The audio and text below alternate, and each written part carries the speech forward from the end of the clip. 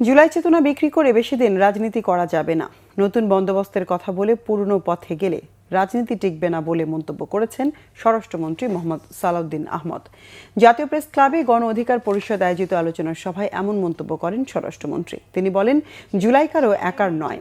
যারা এমপি মন্ত্রী হবার জন্য জুলাই রাজনীতি করে তাদের জুলাই বিক্রি করে রাজনীতি না করার আহ্বান জানান স্বরাষ্ট্রমন্ত্রী।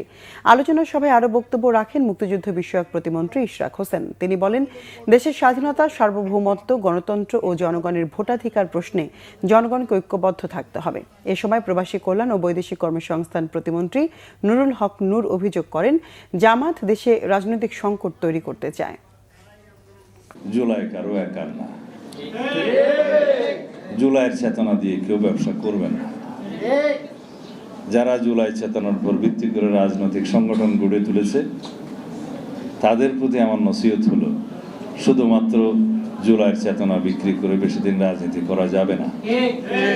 যারা শুধু এমপি মন্ত্রী হওয়ার জন্য, উপদেষ্টা হওয়ার জন্য জুলাইকে ব্যবহার করেছেন, তাদের এখনো সময় আছে যে নতুন বন্দোবস্তের, নতুন রাজনীতির নতুন ধারা প্রণয়ন করার যে অঙ্গীকার তারা করেছে, আমার বন্ধুরা করেছে, তারা যেন নতুন বন্দোবস্তের নতুন ধারাটা মানুষের সামনে প্রকাশ করে, কিন্তু পুরাতন বন্দোবস্তের আদলে নয়।